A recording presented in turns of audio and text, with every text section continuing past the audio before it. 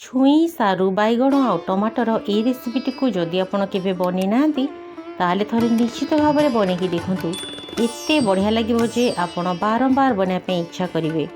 नमस्कार, आपण को काकुलिस क्वेश्चन को बहुत बहुत स्वागत। तेबे चलतु स्टार्ट करवा रेसिपी।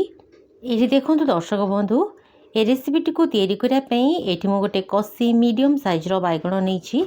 बैगण को प्रथमे मझिरु 2 फाड़ करके काटिकी या पुणी मझिरु 4 फाड़ करके काटि नबा। तापरे नहीं जावा गोटे ब्लेंडिंग जार। ये देखु ब्लेंडिंग जार रे मु पाखापाखी 10 रु 12 कोला रसुण देइछि। आ ता सहित गोटे चमच सोरिष आ अध चमच जीरा देइछि। आ ता सहित राग पई 2 रु 3टा सुखिला लंका देदबा। आ ता सहित देदबा आमे फाळे पियाज। ए सब को आमे चिकन करके ग्राइंड करके नै आसीबा। एठी देखंतु दर्शक बंधु मुझे पूरा चिकन करके ग्राइंड कर देइछि। एबे चलतु गैस उपरे गोटे कड़ेटे बसेबा। कड़े में किसी सोरिष तेल नहीं। तेल गरम हो गला किसी बड़ी को आमे बढ़िया लाल लाल करके भाजिकी बाहर करदबा। ये देखंतु बड़ी को मु भाजिकी काढ़ी नहीं। एबे आमे से सेम तेल रे जो काटिक रखिथिले बैगण ताकू धोईकी पकेबा। तो देखंतु एबे गैस फ्लेम को हाई टू मीडियम रे रखिकी बैगण को मध्य बढ़िया गोल्डन कलर हैला पर्यंत भाजीदेवा।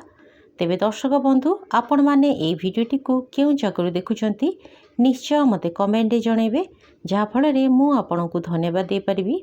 तो देखंतु बैगण भाजी गला, बैगण को मध्य मु बाहर कर दिली। एबे सेई कढ़े रे जेतिकी बड़का तेल अछि सेतिकी तेल रे आमे पंचफुटण पकेबा। पंचफुटण भल भाव फुटी गला परे सेथिरे आमे कटा पियाज पकेइकी पियाज को हल्का भाव रे भाजीदेबा। एठी मु गोटे मीडियम साइज रो पियाज नैथिली। तो देखंतु पियाज हल्का भाव रे भाजी गला परे एथिरे आमे 2टी कटा टमाटो पकेबा। आ ता सहित एथिरे स्वाद अनुसार लूण देदबा। टमाटो को आमे सॉफ्ट हैला पर्यंत घोड़े घोड़े भाजीदेबा।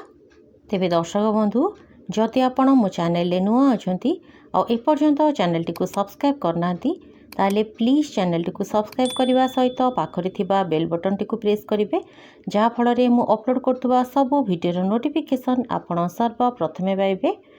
तो देखंतु टमाटो बढ़िया भाव सॉफ्ट हो गलानी। एबे आमे जो बेसर मसला टी को बाटिकी रखिथिले से बेसर मसला टी को एथिरे देदबा। ब्लेंडिंग जार रे जहाँ भी किछि मसला लागिथिला मु सेथिरे पानी देकी देदेली। आ ता सहित एथिरे आमे गोटे चमच हळदी पाउडर देदबा। गैस फ्लेम को हाई टू मीडियम रे रखिकी मसलाटी को आमे मात्र 2 रु 3 मिनिट कसिबा, बेसी कसिबेनी नहले बेसर मसला पिता लागिबो। तो देखंतु मसला को 2 मिनिट कसी देला परे एथिरे आमे दरकार मुताबक पानी देदबा। तरकारी रे आपण जेतिकी झोल रखिबे से अनुसार एथिरे पानी देबे। तो देखंतु तरकारी रे मु दरकार मुताबक पानी दे देइछि। एबे आमे जो छुई की काटिकी रखिथिले ताको एथिरे देदबा। सजना छुई को मु छोट छोट पीस रे काटिकी तार ऊपर चोपा को भल भाव छड़े देइछि। तो देखंतु एबे आमे याकू कभर करदबा आ झोलटी को फुटिया पई अपेक्षा करिबा। एजी देखंतु दर्शक बंधु झोलटी फुटिबा स्टार्ट कलानी। एबे आमे गैस फ्लेम को पूरा लो करदबा आ लो फ्लेम रे याकू घोड़ेकी भल भाव रे सिझिबा पई छाड़दबा। पाखापाखी 8 रु 10 मिनिट परे एटी देखंतु मु कभर खोलुची। सजना छुई बहुत बढ़िया भाव में सिझी जाइए। ये आप देखिकी जापे सजना छुई भल भाव में सिझीगला जाई आपण बाकी तक इंग्रेडिएंट पकेबे। तो देखंतु एबे आमे इथिरे भाजिकी रखिथिबा बड़ी पकेबा आ ता सहित भाजिकी रखिथिबा बैगण पकेबा आ बेसर रे बढ़िया बास्ना आनिया पई किछि भृसंग पत्र पकेदबा। एई तरकारी रे बढ़िया बास्ना आनिया पई किछि कंचा लंका पकेबा आ ता सहित बढ़िया फ्लेवर पाई किछि कंचा सोरिष तेल मध्य पकेदबा।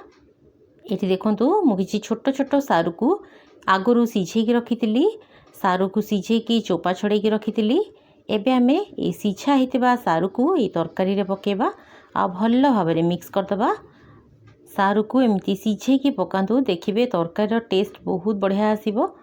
तो देखंतु सबको मिक्स करदेला परे याकू कभर करके पाखापाखी आउ 5 मिनिट आमे फुटिया पे छाड़दबा।